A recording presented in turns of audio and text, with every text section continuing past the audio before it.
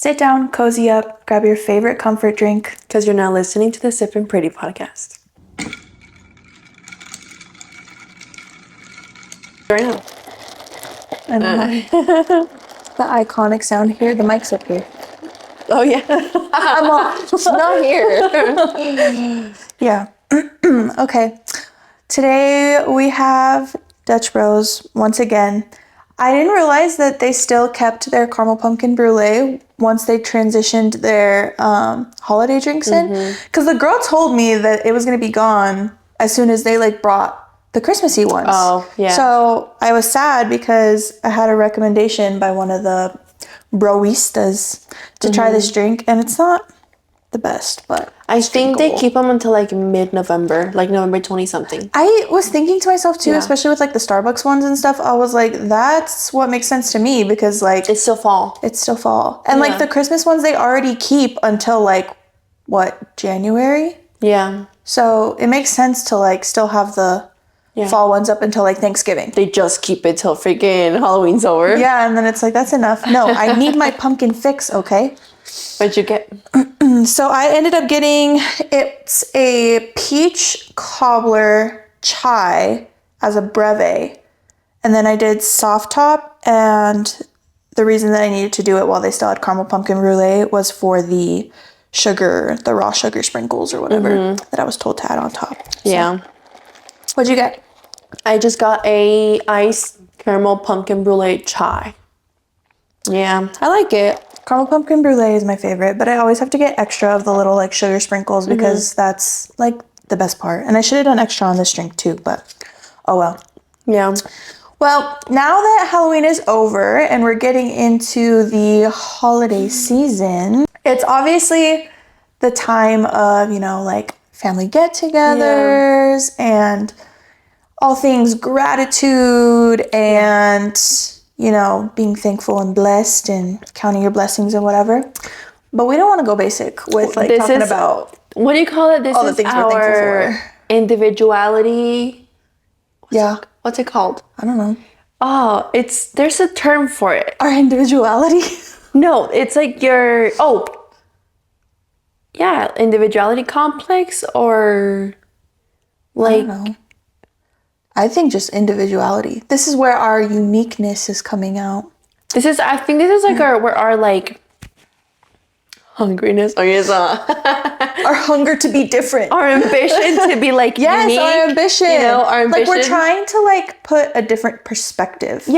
On things. Bring the other perspective. We're putting our own twist into it. Yes. Branching out. So we will be talking about gratitude and thankfulness and what we're grateful for and things like that. But the spin is we're talking about things that we're grateful for that would otherwise be seen as something negative.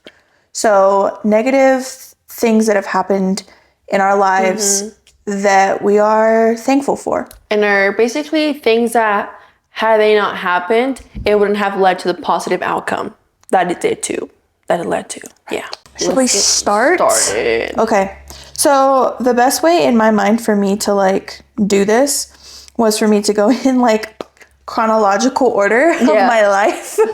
So I make a timeline up. Literally. That's what I did. That's just how my head works. Yeah.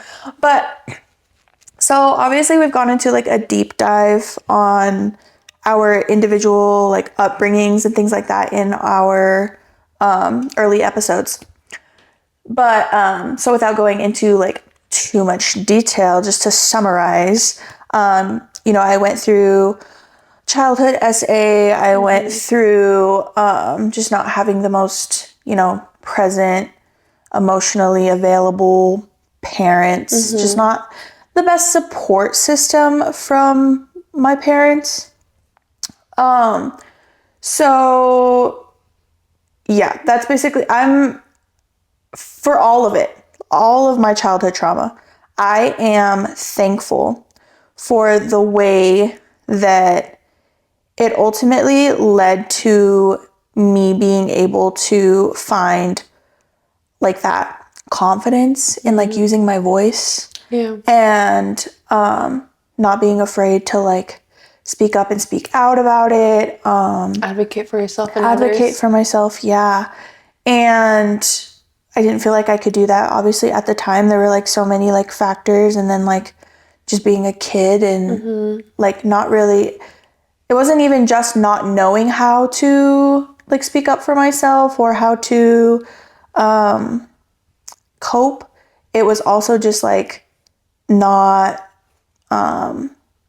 knowing where to like start. Like how do you even like fathom that in your brain? Like how do you even think of like that without that like guidance? You know what I mean? Yeah. So while it did take me a little bit longer, I think then if I would have gotten the help that I needed to when I was younger, when it was probably like the most like not important, but like the most, it probably would have made a bigger impact when like Yeah. I was actually going through all this stuff rather than like waiting until like, Afterwards, yeah, because there's a lot that like, even when I did go to therapy when I was older, like processing, that I don't quite like remember exactly, you know? And like, obviously I'm not feeling those same feelings that I was feeling in the moment Yeah. when I was younger and stuff. So it did take me a little bit longer, obviously, than if I had the attention and the support that I needed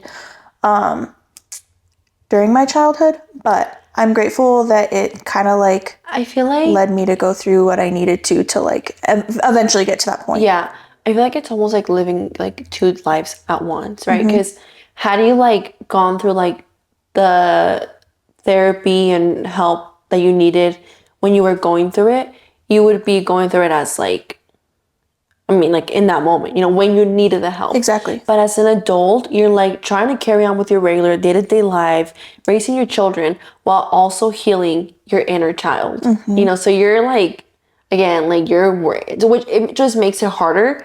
Yeah. But it adds more to it. yeah, And like there's more like stepping stones and things like that. And then more that you have to like work around and all of that. Yeah. But I think that I'm grateful that I like had the like motivation and that was kind of like my push, you know, was to like not dwell on the fact that like I didn't get the help or like use everything that I had gone through as like a crutch to be like a bad person or to like not deal with my shit, you know, like I used it as motivation to like do better and fix myself and all the things. yeah. So yeah. I know. Hey. Should we just trauma dump? Because I know, so it's starting to like kind of feel like I'm like not to put a damper on this. I thought of one, I'm like, I'll save it for like, you know, to get in between. So I'm thankful for my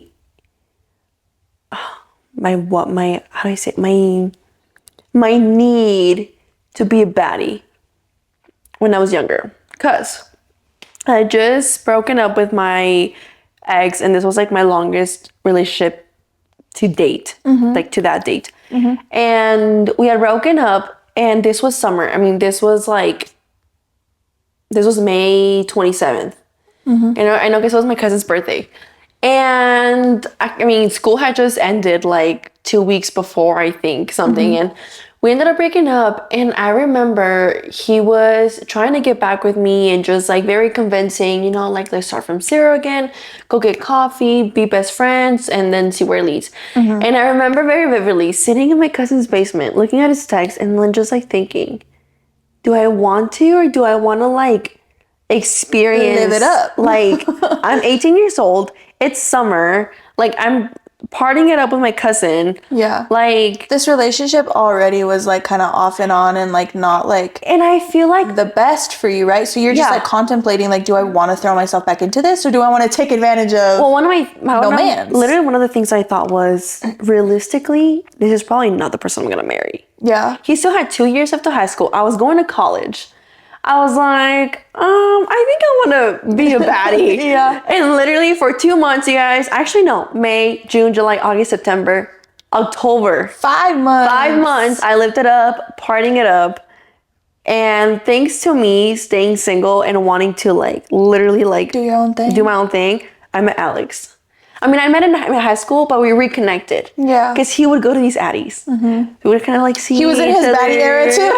No, he was living it up as well. And he told me, he was like, well, I saw you at one of the parties, so I thought I would like. All he did was reply to one of my Snapchat stories with heart eyes. And like, That's all it took. Because if you were locked down, you didn't go to that party, or if you went to that party with your boyfriend. And well, the thing is, he was still in high school, so he wasn't even allowed to like do much at that point, you know. But basically, like that heartbreak, which wasn't even a wasn't a heartbreak, guys. even a heartbreak, because I was kind of like checked out already mentally from that relationship. Yeah. So it just like, but it was like a negative situation for you at the time. and that's where it was saying, just like, it was very toxic. Yeah. There's this saying, don't let your boyfriend stop you from meeting your husband. And anyways, yeah, I met my honey bunches. And Aww. yeah. And happily ever after. And the last party we ever went to was a Halloween party. Oh. Yeah, I dressed up as a cop. And I dressed up so fucking like, I cut my fucking all sexy. suit all sexy. I was like, this for sure will get him. And he dressed up as an Ant-Man, whatever. I was like, oh, we're gonna get down and dirty tonight. Didn't happen. I was like, is it me? Is it me? But oh, well, this reminds me of like our last episode too, where we're taught that we have to like our bodies kind of like, I mean, this was me, you know, like I was all fucked up, but I thought that because he didn't make a move on me, that he didn't like me that much. Yeah, I think that like as girls, we're kind of like, especially when you get to that age, where you're like, okay, like this is what I should be like getting as far as like the male attention in order to feel like pretty or worthy. Yeah. So that makes sense. Yeah, the whole time he was just a respectful gentleman waiting for the right time. Oh, yeah. I remember Billy was the same way too. Yeah. Yeah. Like he waited for me to like tell him like, what are we waiting for? Like I'm ready. And I remember it was like after, this is going a completely different direction. Tell your children to exit the room. Let's tell you about the time we lost our virginity. Oh no. But I remember I was literally like dropping him off and at home, and we had already been like talking we talked for 3-4 months before we even like made it official or whatever. And so it was that 3-4 months of talking, plus I'm pretty sure we were already into our like actual relationship, like boyfriend, girlfriend, whatever. And I was just like, when are you gonna like make a move? Like, cause he just didn't, you know? And so I remember I was dropping him off at home and I was like, okay, just so you know, like next time, like it's okay. You're and good he was just like, oh, I was just like waiting for you to, you know, tell me that. Yeah. I was like, okay. I remember like one time this was like her 5th date, I think. We went to see the zoo lights. Oh. It was like November, like Christmas time. That's like such a good date. And same thing, I was like, oh, it's for sure gonna happen. We're gonna live in Denver. Like, we're gonna be gone for a while. Who knows? Nothing. Oh. And I was like, not all the men being like constantly shamed for being like man whores, and here we are like, when are you going to bend me over backwards? Like, you know, fold me like a pretzel. Let me take over right now. Let me make the first move. That was so like rated R. I know. We apologize. Sorry. Okay, your turn. My turn. So going again, my chronological order. Yeah. Where I kind of like left off with my like childhood trauma, like working through all that, how it kind of like taught me to like build the confidence within myself and yada yada. With that, I think that a huge influence on not only me like as a person, but me as a mom has been not having like very positively influential parents. So like I had already mentioned in my little like trauma dump episode, that my dad was always like in and out. He was never like fully present. He went through his fair share of addiction and, you know, issues and whatever. And then my mom really struggled with mental illness and just not being like the best mom that she could have been, as far as like I had mentioned, like emotional availability and like emotional stability within herself. Like, so not only was she not emotionally available to us, but like she didn't even have her own shit figured out. So that made it obviously like 10 times harder to show up for somebody else. Yeah. But it's a huge deal when it's your kids, you know, the ones that you're supposed to be like molding into and like teaching those, what's the word? Morals, values. Yeah. Like you're supposed to be Yeah. like molding them, like I said, like, you know, Shaping them. and yeah, so I think that ultimately that just like led me to obviously put in the work, first of all, to myself, and doing everything that I needed to do to make sure that my kids had the complete opposite of what I had. And I don't know if I mentioned this in like my personal story episode or not, but I basically was like given the blueprint of like what not to do, right? Like I was taught what not to do. And with that, I am like really proud of how I like show up for my kids, especially like since they're boys. And we talked about this like the last episode too, but just showing them how emotions like are okay. It's okay to feel your feelings, how to work through them. Just showing up for them in like every single possible way, and never letting them think that, you know, they can't come to me. Because I think that was another thing too with like my parents is like, I just felt like for one, my dad was never there physically. So how are you supposed to be there for me in any other way? And two, like with my mom, just because I knew how unstable she was, it was like, okay, well, I can't, like, I know that I can't go to you for this, or I know I can't go to you for that, or, you know, whatever. Well, and I think because obviously you must have felt like very, not only lonely, but like you had to grow up so early on and take care of yourself so early on, and you know what that feels like. You don't want your children to feel like that. No, So, I like you fully say, want them to like be able to embrace their childhood and like for as long as like humanly possible. Yeah. Like I don't want them to ever feel like they had to grow up too fast or they had to almost like parent me, because I feel like that's what I had to do with my mom a lot too, is like I was the child but I was having to parent her.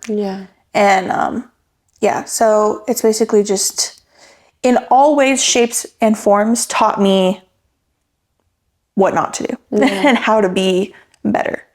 So I am grateful for that. While it would have been nice, you know, to have that like positive childhood and positive, you know, parent-child relationship, I just think that and I think it's also taught me how to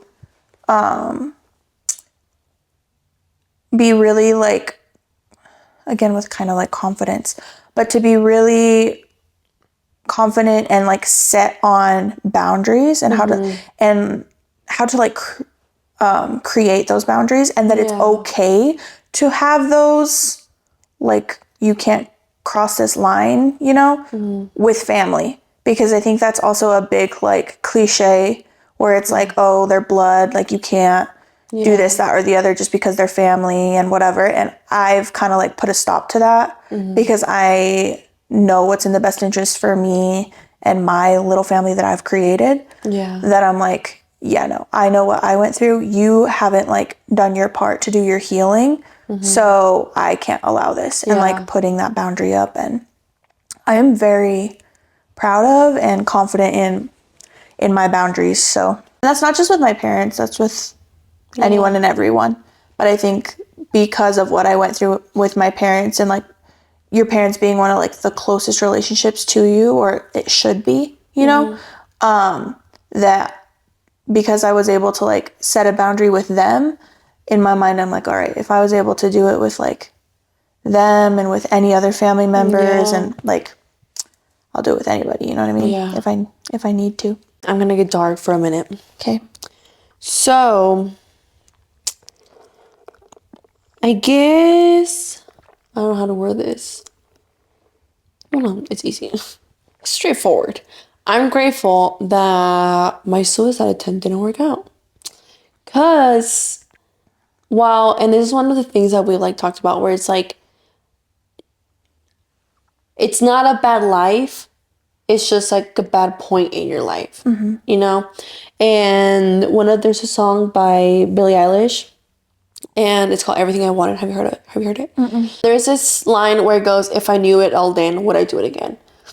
And that's one of the things that I think about it. Like if I had known like that my life would turn out like this, that I would have two beautiful daughters, like a partner that loves me and like, you know, just like pretty much like an ideal life, you know, like it has its struggles and we go through our fair share of like troubles and whatnot, but it's still like a beautiful life, you know, that I wouldn't trade for anything. Right. But that's the thing that like when you're like going through these hard moments, you kind of just have to trust the process.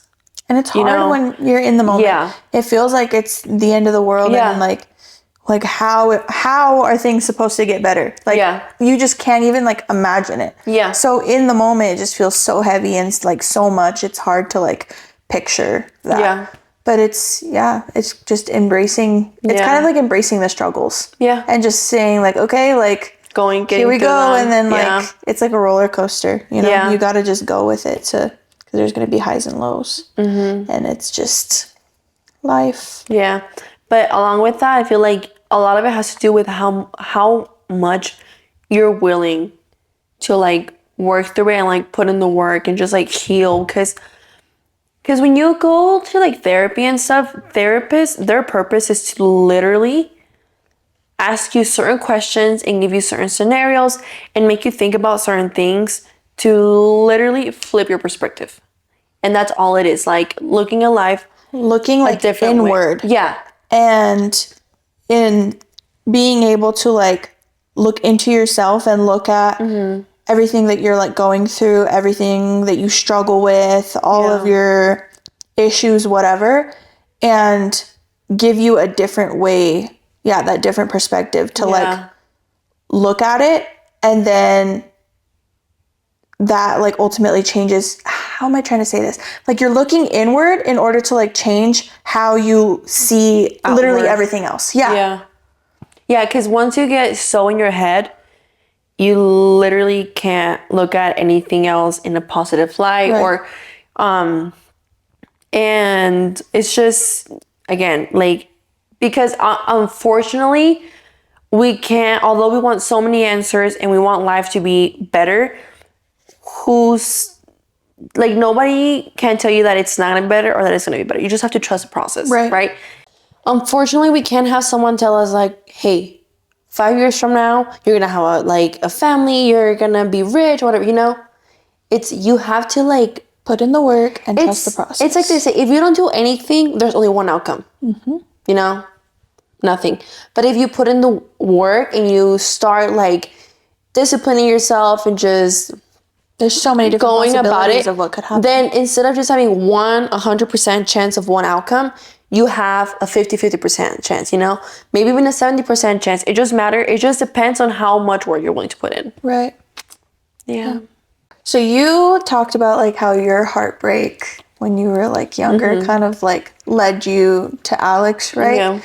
And while like I didn't really have like a heartbreak that necessarily led me and Billy to each other, I'd say that there were many times that we were the heartbreak with each other. We went through our fair share of like our toxic phase, I'd say. I am basically just grateful for our toxic phase and how much we grew through together, because that's exactly what it is. We grew up together. Like we literally started dating when we were 16, had a baby together by the time we were 19. Like there were just all these different like levels to our relationship that there was just a lot to unpack and go through and deal with and whatever. And on top of me also being like in my in that like stage of my life where I was trying to like fix myself too. So it was just like so much. And I just think that, like, you know how they say that like love isn't enough to like be the entire like relationship, right?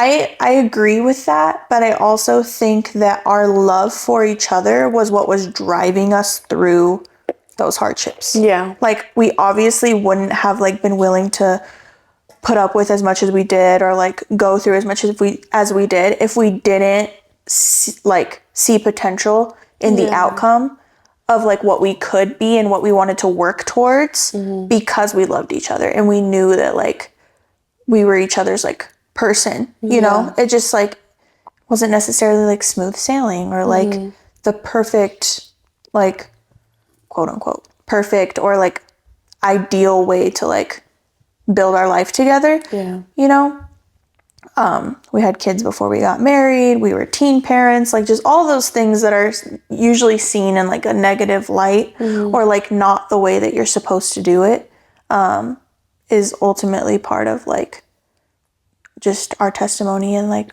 what we had to go through in order to get to the point that we were, or that we are today. Because had we, you know, like gone through all of that and just like thrown our hands up and said that we're not doing this anymore, obviously our lives would turn out completely different. So I think we're all, and I mentioned this too in that same episode that you were talking about, we're all bound to go through a toxic stage. The only difference is that some people go through it with, like, let's say one of the partners and then move on to the next, right?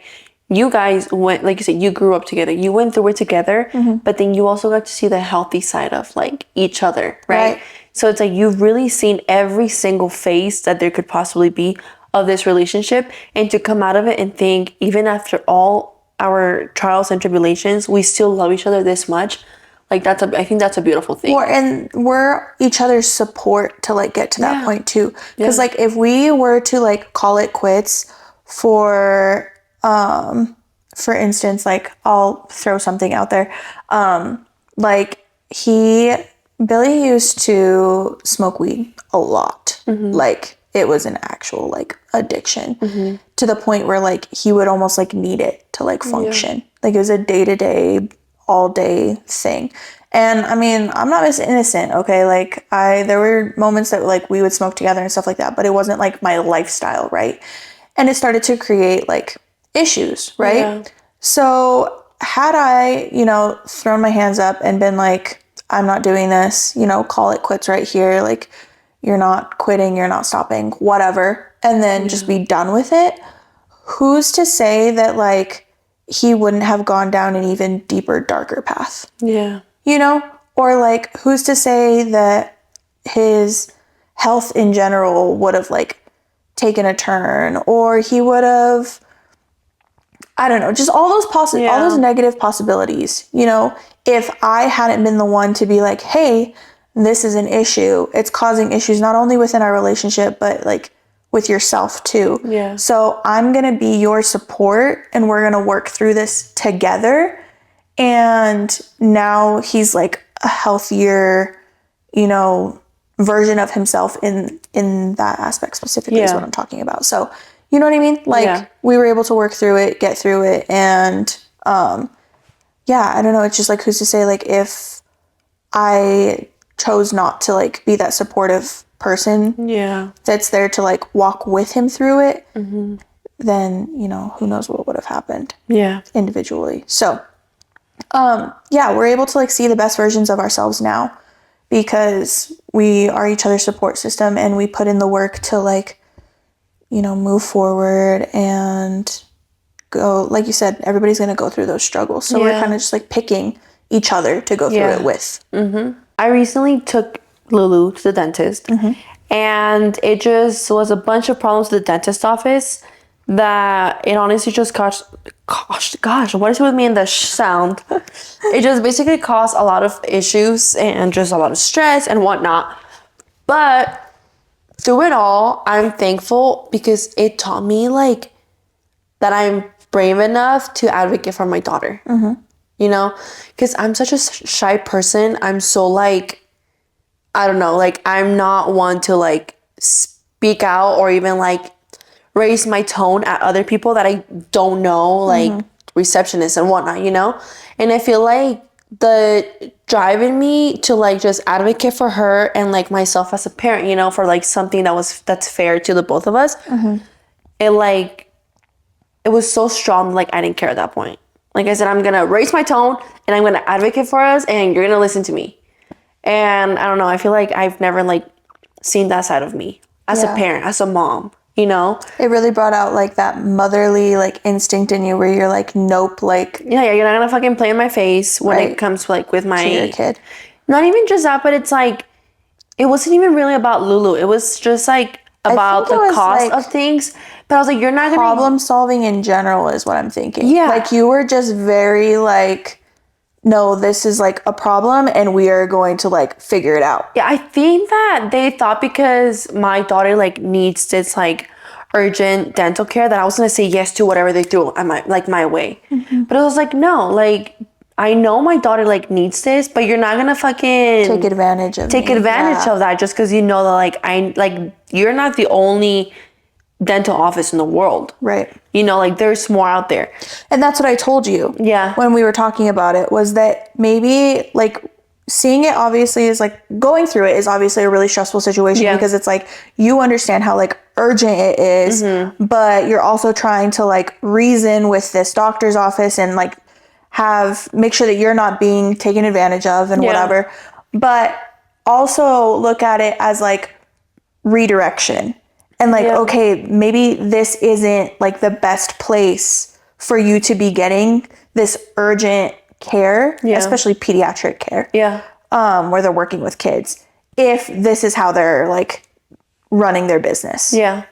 And you're having to go through as much as you are with them, then like maybe it's because it's not worth it, you know, and you need to like look in other directions, which you are now. And Yeah, but I was like, dang, like that's crazy. Like Mama Bear come out with a claws. yeah. And here you were thinking that like it would be a quick like doctor's office, set up the treatment plan, go and get the work done, be done with it. And here it is like an extended thing because they can't get their shit together and you're not gonna slap after slap in the face. but you're not putting up with it and that's why it is. Yeah. So like, it's kind of another like trust the process, trust the like no isn't always a bad thing. Like no could be like redirection in a good way too. And I feel like I expected this at some point because like all parents are gonna go through it where they're gonna have to advocate for the children, right? You're lucky if you don't have to.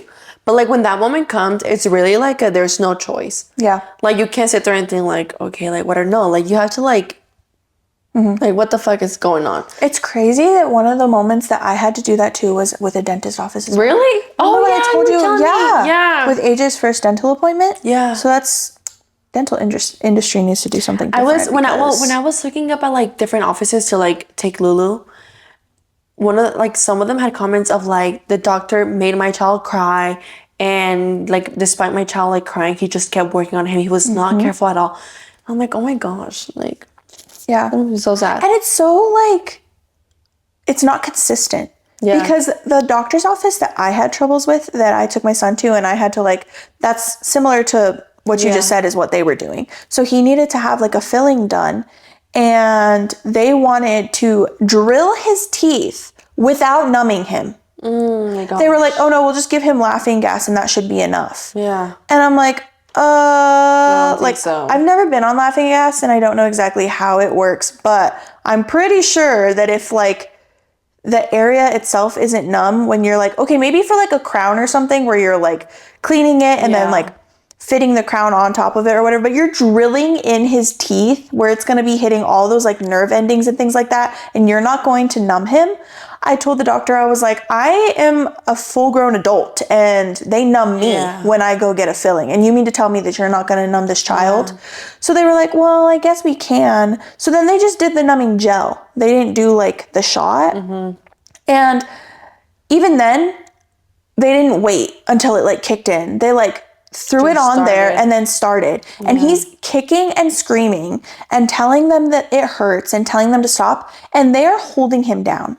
Yeah. So I had to like stop the care. You know, they were able to like get it done. It was really quick or whatever. But I think I was like really traumatized in that moment too. That I was just like, okay, like we're done. You know, like I was like, what the fuck just happened?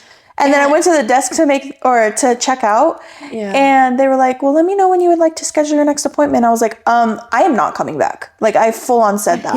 And then it broke my heart because I told you we got to the car and he was just like, Mommy, why did you let them hurt me? And I was like, oh my God. I was like, I am so sorry. Like, well, and it's like never again.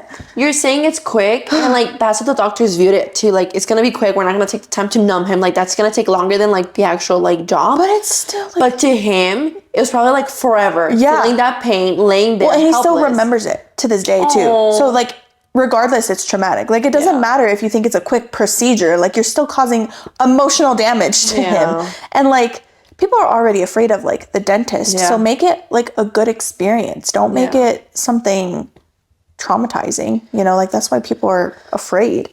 Oh, I said this. I'm thankful for all my debt. One of the things that I remember like my family saying is don't get a credit card.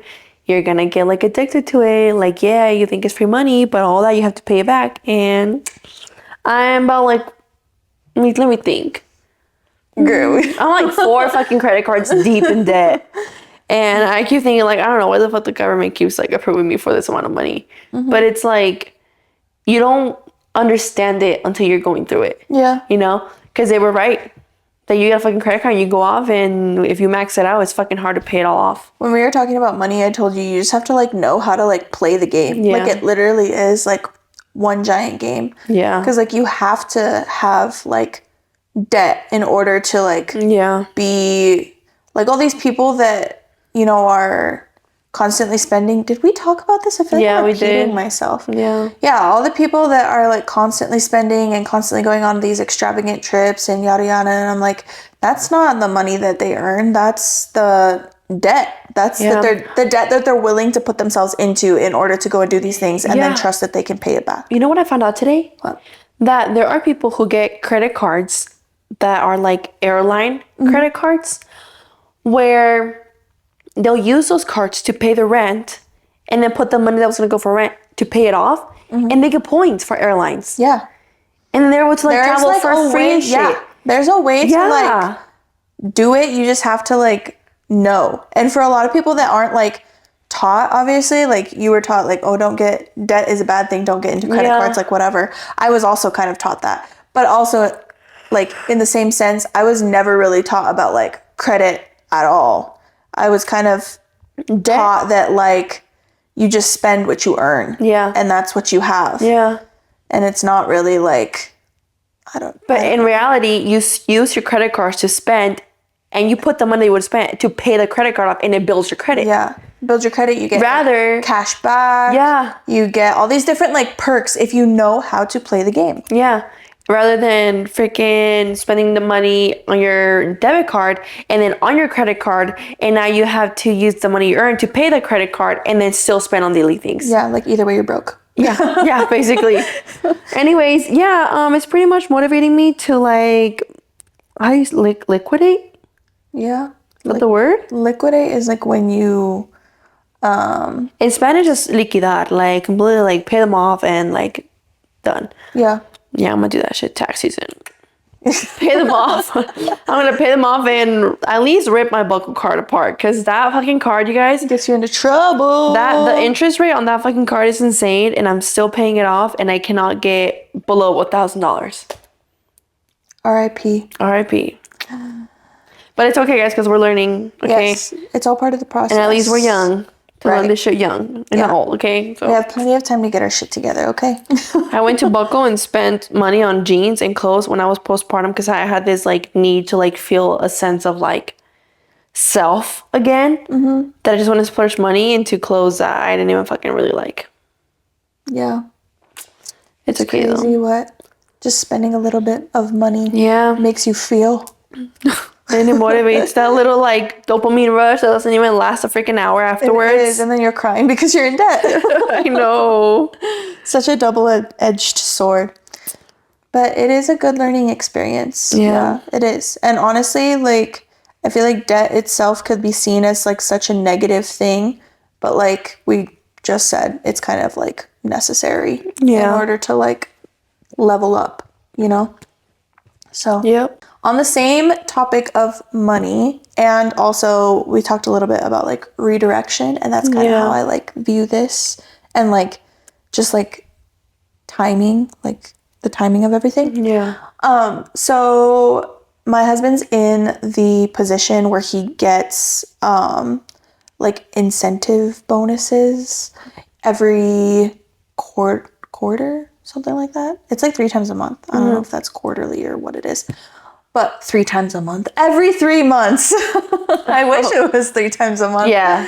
No, where it's like it's essentially like if his crew is like safe and he does like all these different things, like he gets this chunk of money, right? It's lovely. When we don't have something come up that we have to spend it all on, because I feel like we're always like, okay, this is going to just help us get this much more ahead or this much more ahead. Like we always have like a plan for it, especially around the holidays. That's literally like what all of our like Christmas gift shopping is done with, is his like bonus money, because it's like this one lump sum that we can get everything done, you know?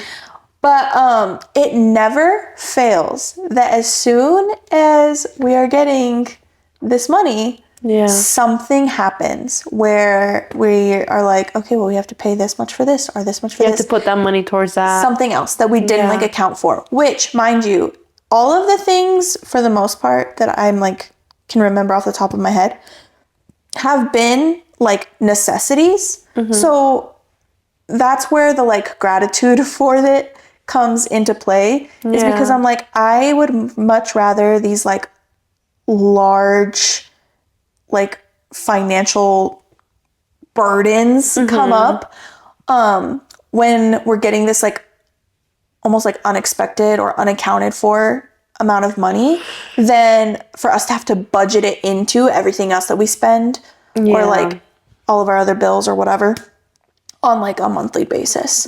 So like, while it's not ideal because it's like, oh, we had other plans for this, you know, it is like, it works out in our favor. It's like you're grateful for that money being there now that you need it. Because it's like, oh, now we need tires on the car, or now we need like medical things. Or I remember just recently it was Billy's phone. We had to go get him a new phone. And so it's like always something that is like I said, like a necessity, like it's things that are gonna need to be done.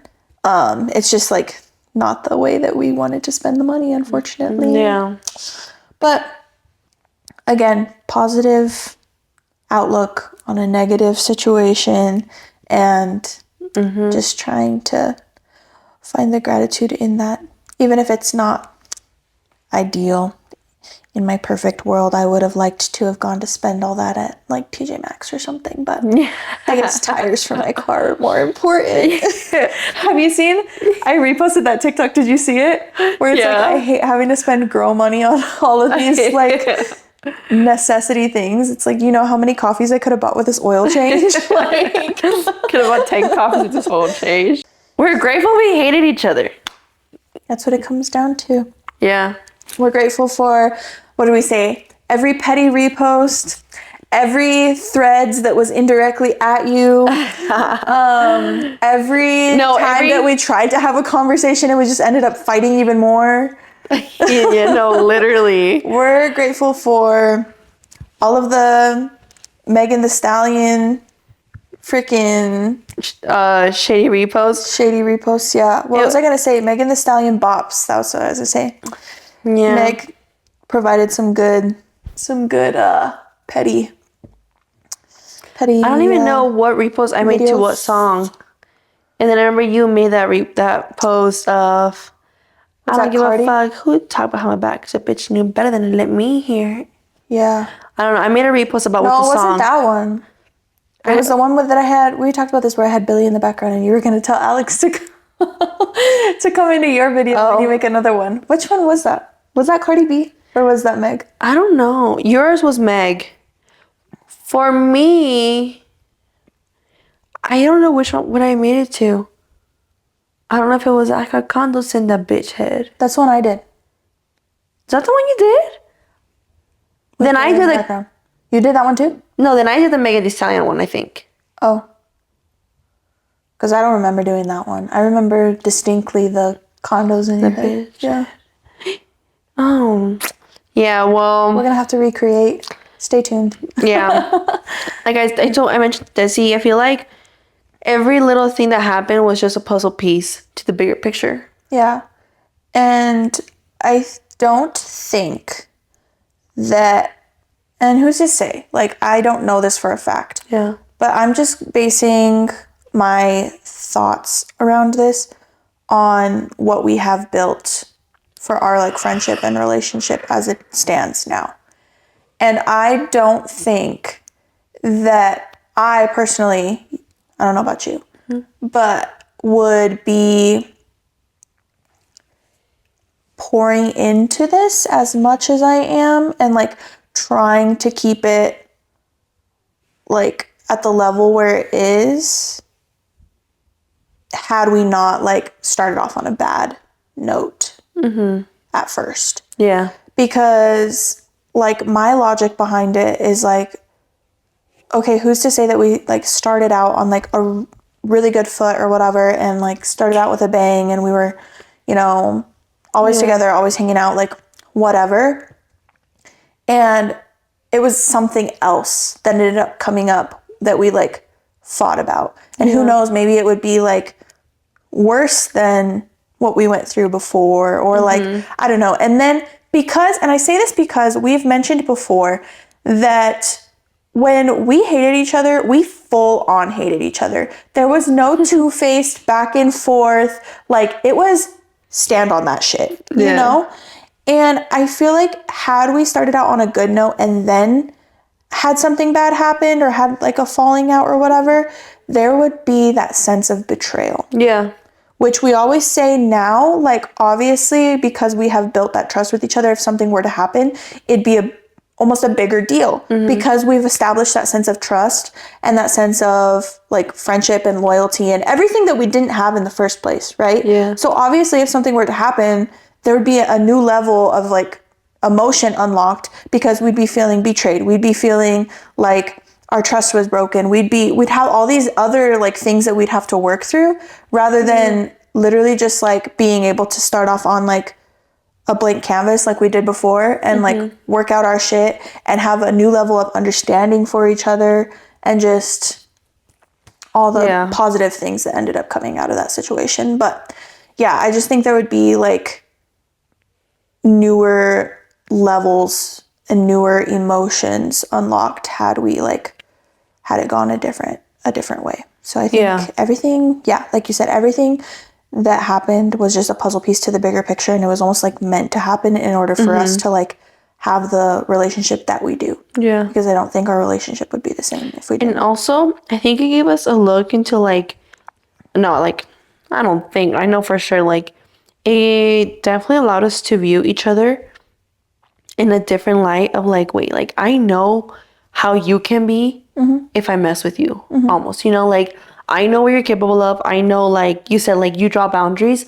I know you're not going to put up with shit, you know, and like vice versa. So I feel like it's easier for us to like go in it like genuinely because we already like saw like the worst of each other, you know? And I'm like, if we're able to get over that and like forgive each other and just work through it, then like, I think it just becomes healthy. Right. You know, because we're so exhausted and so tired of just like dealing with like, it was exhausting, and we've agreed on that. That like at this point, it's like I don't want to deal with that. Like let's just keep it as healthy as possible. And I feel like it put a damper on like, again, I don't know about for you, but for me, it almost put a damper on like my entire like life, so to speak, because everything that I was like doing our situation was like kind of always in the back of my mind. Like, well, like for instance, like social media, like, can I post this, or is she gonna think that it's about her and then it's gonna like drag out? Or like, can I say this, or is she gonna, you know, take it and spin it some type of way? Or like, can I don't know, like when we would go to family functions and stuff like that, I would constantly like be like walking on eggshells about like what I said or what I did, or I know. I remember sitting at family functions and being like, don't look at her, don't look at her, don't look at her.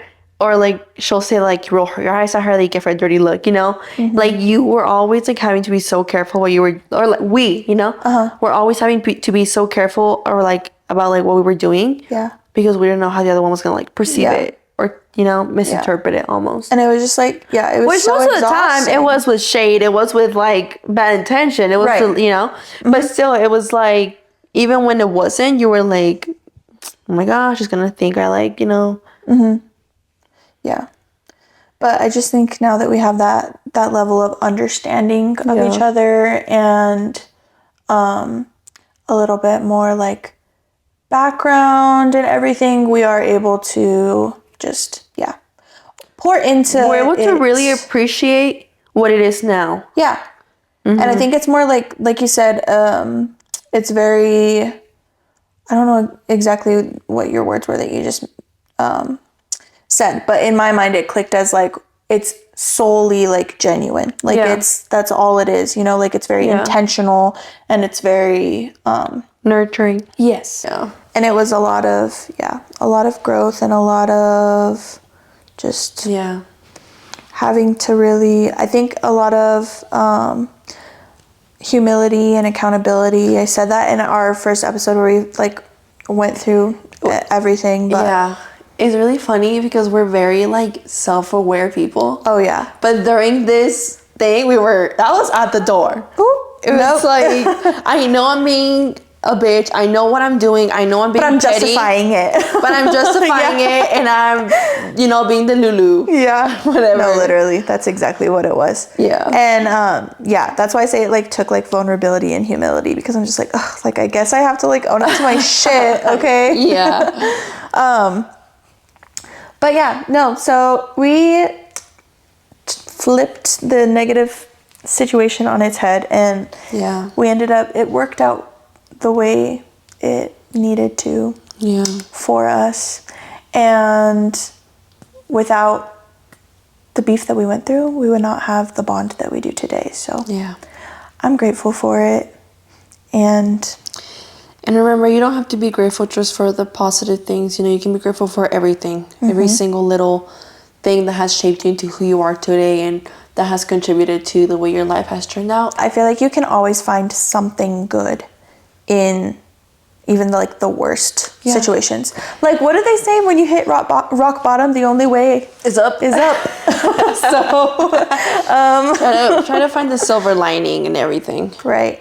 It is also great when you have, you know, the support and community and all these different things to be grateful for and blessed with during this season. But we just wanted to put our own little spin on it, you know, because obviously we're grateful for our partners and our families and our kids and the roofs over our heads and all of those things. But we're also grateful for all the trials and tribulations that life has thrown our way. I thought this hairstyle was giving, but now that I'm looking on the camera, I don't think it's giving. My head. She's going all natural today. Oh, yes. It's giving comfy cozy. That wraps up our first episode of November. Isn't that our first episode of November? Oh no, the other one will have been up by now. Of the thankful season. Yes, well, technically that episode was meant to be October. So it doesn't count. The spooky stuff. No, not the spooky one. The last one. Oh, you're right. Yeah. Oh. Well, girl, there's another one after that. Can you tell I'm ready for bed? It's 8 p.m. Yeah. Otto's like checked out, so it's time to go. Thank you guys for watching, and we will catch you on the next one.